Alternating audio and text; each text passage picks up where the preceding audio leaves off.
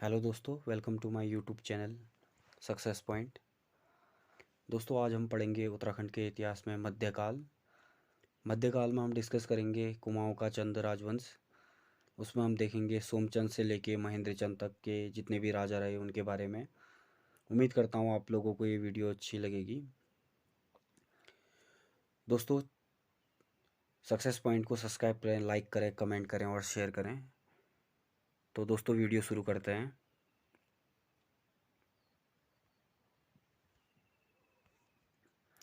सबसे हम पहले पढ़ेंगे सोमचंद के बारे में। दोस्तों, सोमचंद ने कत्यूरी राजा ब्रह्मदेव की पुत्री चंपा से विवाह करके चंदवंश की स्थापना की। उसके बाद सोमचंद ने अपनी राजधानी चंपावत बनाई। चंपावत में दोस्तों राजधानी बनाने के साथ साथ एक किला बनाया, राजबुंगा का किला। और उस किले की देखरेख करने के लिए उसने 4 किलेदार नियुक्त किए, कार्की, बोरा, तड़ागी, चौधरी, जिन्हें हम चाराल भी कहते हैं। साथ ही साथ दोस्तों सोमचंद ने चौथानी ब्राह्मणों की नियुक्ति की। चौथानी ब्राह्मण सबसे सर्वश्रेष्ठ ब्राह्मण माने जाते हैं। चौथानी ब्राह्मण, पिथाली ब्राह्मण, पितली ब्राह्मण। दोस्तों, सोमचंद एक मांडलिक राजा था जो नेपाल डोटी के राजा जयदेव मल को टैक्स देता था, कर देता था। दोस्तों, ये स्वतंत्र राजा नहीं था। सोमचंद व रावत राजा के बीच दूनाकोट का एक युद्ध हुआ दोस्तों। उसमें सोमचंद का जो सेनापति था कालू तड़ागी, वो मारा जाता है दोस्तों।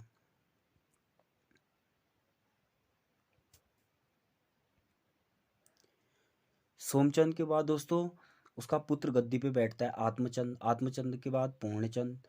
पूर्णचंद्र के बाद दोस्तों चौथा जो राजा आता है इंद्रचंद।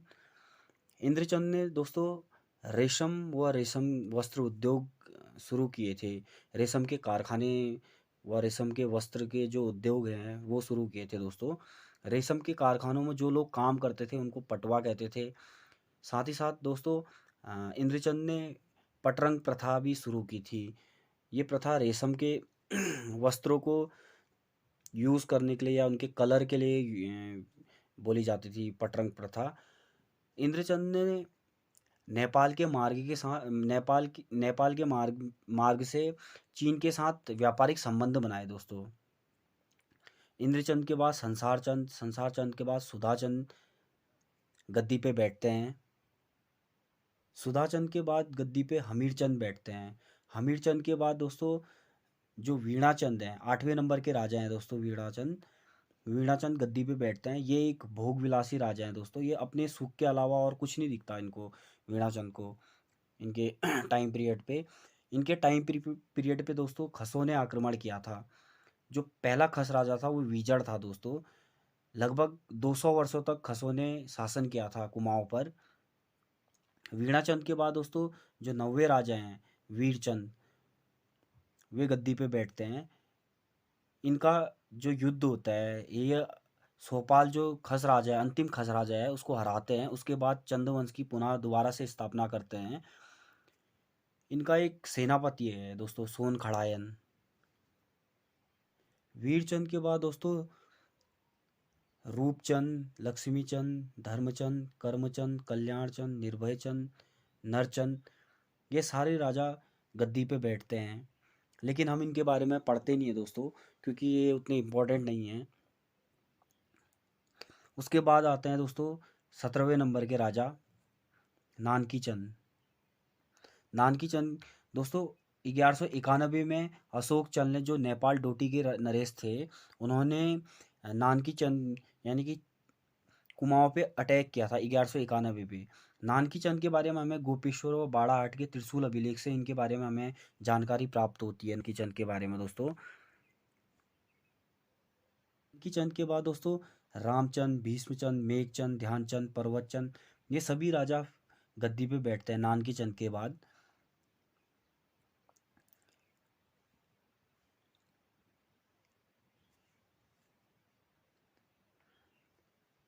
उसके बाद दोस्तों फिर गद्दी पे बैठते हैं 23वें नंबर के राजा थोहरचंद।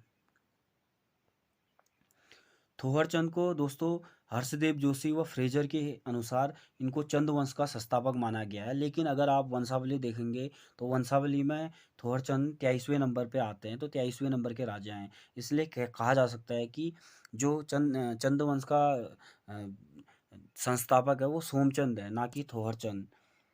साथ ही साथ दोस्तों एक चीज़ और है इनके थोरचंद के पॉइंट में, कि थोरचंद ने दोस्तों नेपाल की जो डोटी क्षेत्र था, वहाँ के जो राजा थे, डोटी के राजा, उनको टैक्स देना, उनको कर देना बंद कर दिया था दोस्तों इनने। ये एक स्वतंत्र राजा थे। उसके बाद हम कल्याण चंद देखते हैं। कल्याण चंद के बाद दोस्तों आते हैं त्रिलोक चंद। त्रिलोक चंद दोस्तों 25वें नंबर के राजा थे। त्रिलोक चंद के बारे में दोस्तों इन्होंने छगाता परगना जीता था, जो कि नैनीताल में है। भीमताल में एक किले का निर्माण कराया और अपने राज्य को विस्तार किया दोस्तों। त्रिलोक चंद के बाद दोस्तों डमरूचंद, धर्मचंद ये गद्दी पे बैठते हैं। धर्मचंद के बाद दोस्तों अभयचंद गद्दी पे बैठते हैं। अभयचंद 28वें नंबर के राजा हैं। ये पहले चंद शासक हैं जो दोस्तों जिन्होंने अपने खुद के अभिलेख उत्कीर्ण करवाए थे। इनके अभिलेख हमें मानेश्वर से प्राप्त होता है। मानेश्वर जैन अभिलेख जो इन्होंने पुत्र प्राप्ति के लिए उत्कीर्ण करवाया था। और चौकनी बोरा अभिलेख जो चमोली में है दोस्तों। अभयचंद के बाद दोस्तों ज्ञानचंद, जो कि 29वें नंबर के राजा हैं। ज्ञानचंद ज्ञानचंद दोस्तों सबसे ज़्यादा टाइम तक इनका कार्यकाल रहा है। लगभग 40 से 45 वर्ष तक इन्होंने चंद वंश में शासन किया है दोस्तों। सबसे ज़्यादा अवधि तक शासन करने वाले राजा रहे हैं ज्ञानचंद। ये फिरोज शाह तुगलक के दरबार में गए थे, दिल्ली गए थे दोस्तों। पहले शासक हैं ये दिल्ली जाने वाले। तुगलक ने इन्हें दोस्तों गरुड़ की उपाधि दी थी, इसलिए इन्हें गरुड़ ज्ञानचंद भी कहा जाता है। इनके एक सेनापति थे नीलू कठायत। नीलू कठायत को कुमैया खिल्लत की उपाधि प्राप्त है दोस्तों। गरुड़ ज्ञानचंद को दोस्तों या ज्ञानचंद को मझेड़ा ताम्रपत्र में राजा विजय ब्रह्म की उपाधि दी गई है। गरुड़ ज्ञानचंद के बाद दोस्तों हरिहर चंद, उसके बाद उद्यान चंद दोस्तों। उद्यान चंद 31वें नंबर के राजा थे। उद्यान चंद जो थे गरुड़ चंद के पोते थे दोस्तों। उद्यान चंद ने दोस्तों चंपावत में बालेश्वर मंदिर का निर्माण का कार्य शुरू किया था। उद्यान चंद के बाद आत्मचंद, आत्मचंद के बाद हरिहर चंद द्वितीय। दोस्तों जो उद्यान चंद ने जो बालेश्वर मंदिर का निर्माण कराया था, वे पूरा करते हैं विक्रम चंद, जो कि 34वें नंबर के राजा थे। विक्रम चंद ने दोस्तों बालेश्वर मंदिर का जो कार्य था, चंपावत में जो बालेश्वर मंदिर है उसका कार्य पूरा कराया था दोस्तों विक्रम चंद के खिलाफ भारती चंद ने, जो आगे जाके राजा बनेंगे, भारती चंद ने एक विद्रोह किया था दोस्तों विक्रम चंद के खिलाफ। अब बात करते हैं दोस्तों भारती चंद के बारे में। भारती चंद दोस्तों 35वें नंबर के राजा हैं। इन्होंने नेपाल के साथ 12 वर्षों तक लगातार युद्ध लड़ा है। उस युद्ध में दोस्तों इन्होंने एक सेना बनाई थी जिसे हम कटक सेना बोलते हैं। कटक सेना दोस्तों सभी जातियों को मिलाकर एक सेना तैयार की गई जिसे कटक सेना कहा जाता है। भारती चंद के टाइम पे दोस्तों नायक जाति की उत्पत्ति हुई थी। नायक जाति वे जाति होती है दोस्तों जो डोटी पे जो सैनिक गए थे, डोटी अभियान पे जो सैनिक गए थे युद्ध करने के लिए, और जो डोटी की स्त्रियां थी उनके साथ जो संबंध बने, उससे नायक जाति की उत्पत्ति हुई थी दोस्तों। कुमाऊं की एक वीरंगना है धोनिया भागा धोनिया, उसके साथ भारती चंद ने द्वंद्व युद्ध किया है। भारती चंद के बाद दोस्तों 36वें नंबर पे रतन चंद आते हैं। रतन चंद ने दोस्तों सोर पिथौरागढ़ जीता था और इनके टाइम पे पहला भूबंदोबस्त कुमाऊं पे पहला भूबंदोबस्त हुआ था दोस्तों। चंपावत के खेती खान ताम्रपत्र में इनका उल्लेख है दोस्तों रतन चंद का। रतन चंद के बाद दोस्तों हम देखते हैं कीर्तिचंद, जो कि 37वें नंबर के राजा हैं। कीर्तिचंद पहले ऐसे शासक हैं दोस्तों जिन्होंने गढ़वाल पे अटैक किया था। गढ़वाल पे गढ़वाल के खिलाफ एक अभियान रखा था दोस्तों। और कीर्तिचंद के समकालीन अजय पाल थे। गढ़वाल पे पवार वंश चल रहा था और कुमाऊं पे चंद वंश चल रहा था। तो जो कीर्तिचंद के टाइम पे कीर्तिचंद ने जो अटैक किया था गढ़वाल पे, वो अजय पाल के टाइम पे किया था दोस्तों। कीर्तिचंद ने दोस्तों कुमाऊं और गढ़वाल का एक बॉर्डर डिसाइड किया था, देघाट। कीर्तिचंद के बाद प्रतापचंद, प्रतापचंद के बाद ताराचंद, ताराचंद के बाद दोस्तों आते हैं जो अगले राजा, वो हैं मानिकचंद। मानिकचंद दोस्तों 40 नंबर के राजा हैं, 40वें नंबर के राजा हैं दोस्तों। दिल्ली में सूर्यवंश की स्थापना हो गई थी। सूर्यवंश का एक विद्रोही है दोस्तों, खवाश खां। मानिकचंद ने इसको शरण दी थी अपने यहाँ 1541 ईस्वी में। और जो मानिकचंद का हमें उल्लेख मिलता है दोस्तों, वो अब्दुल्ला की तारीख दाऊदी में मिलता है। मानिकचंद के बाद दोस्तों कल्याणचंद तृतीय, कल्याणचंद के बाद पुनीचंद।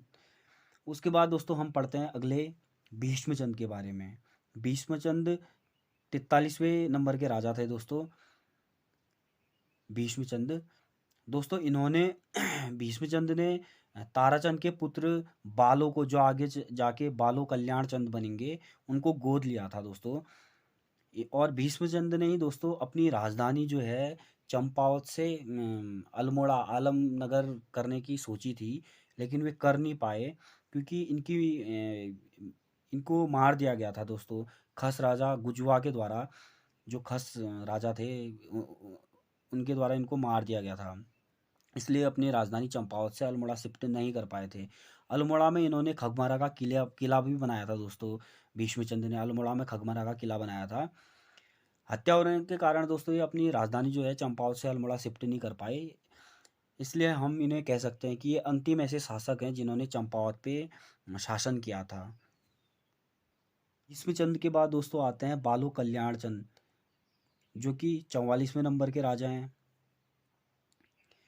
बालो कल्याण चंद ने दोस्तों, भीष्मचंद ने अपनी राजधानी चंपावत से अल्मोड़ा बनाने की सोची, लेकिन वो बना नहीं पाए।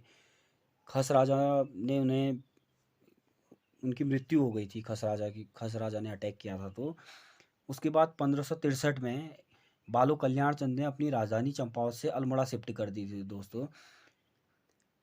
नील पोखर, जिसे हम आजकल पलटन बाजार के नाम से जानते हैं दोस्तों, इन्होंने वहाँ महल बनाया था। और जो बालो कल्याण चंद है उनके बारे में हमें काला पानी गाड़ पिथौरागढ़ से एक अभिलेख प्राप्त होता है, वहाँ से मिलती है इनके बारे में जो जानकारी मिलती है। बालो कल्याण चंद के बारे बाद दोस्तों अगले जो राजा आते हैं 45वें नंबर के, वो आते हैं रुद्रचंद। रुद्रचंद दोस्तों अकबर के समकालीन थे रुद्रचंद। इन्होंने दोस्तों तराई पे अधिकार करके रुद्रपुर नगर की स्थापना की थी और अल्मोड़ा में मल्ला महल का निर्माण कराया था दोस्तों। रुद्रचंद ने एक धर्मशास्त्र लिखा था, त्रिवेणिक धर्म निर्णय, जिसमें सामाजिक व्यवस्था को दोबारा से सुचारू करने के लिए वो बनाया गया था दोस्तों। वर्ण व्यवस्था एक तरह से कह सकते हैं, जिसमें अलग अलग ब्राह्मण या चौथली ब्राह्मण क्या काम करेंगे, पिताली या पितली ब्राह्मण क्या कार्य करेंगे, ये सब चीज़ों के बारे में लिखा गया था। सामाजिक व्यवस्था को लागू करने के लिए त्रिवेणिक धर्म निर्णय नामक धर्मशास्त्र लिखा था दोस्तों। रुद्रचंद व बलभद्र शाह, गढ़वाल में दोस्तों जो पवार वंश है, बलभद्र शाह वहाँ शासन में थे और रुद्रचंद्र कुमाऊं पे। तो रुद्रचंद्र व बलभद्र शाह के बीच में एक बधाणगढ़ का युद्ध होता है दोस्तों। बलभद्र शाह व रुद्र चंद के बीच में बधाड़गढ़ का युद्ध के बाद दोस्तों, जो रुद्रचंद हैं दोस्तों, उन्होंने जो अंतिम कत्यूरी राजा था दोस्तों सुकाल देव, उसकी हत्या की थी रुद्रचंद ने। रुद्रचंद के दो पुत्र थे दोस्तों, एक तो शक्ति गोसाई और एक लक्ष्मीचंद। लक्ष्मीचंद आगे जाके राजा बनेंगे, लेकिन जो शक्ति गोसाई थे दोस्तों, ये जन्म जन्म से ही अंधे थे, इसलिए इन्हें कुमाऊं का धृतराष्ट्र भी कहा जाता है। अब बात करते हैं दोस्तों लक्ष्मीचंद की। लक्ष्मीचंद दोस्तों 46वें नंबर के राजा थे लक्ष्मीचंद। ये मानसा के समकालीन थे। मानसा गढ़वाल पे और लक्ष्मीचंद कुमाऊं पे शासन कर रहे थे दोस्तों। लक्ष्मीचंद ने दोस्तों गढ़वाल पे यानी कि मानसा पे 7 बार असफल आक्रमण किए, लेकिन जो 8वां प्रयास था दोस्तों इनका, जो 8वां प्रयास था, उस प्रयास में ये विजयी होते हैं और जो मानसा का सेनापति था दोस्तों खतर सिंह, उसकी मृत्यु हो जाती है। उस खुशी में दोस्तों खतड़वा त्योहार मनाया जाता है। लक्ष्मीचंद को दोस्तों लखुली विराली के नाम से भी जाना जाता है। लक्ष्मीचंद ने 2 कचहरियों का निर्माण कराया था, न्योवावली और बिष्टावली।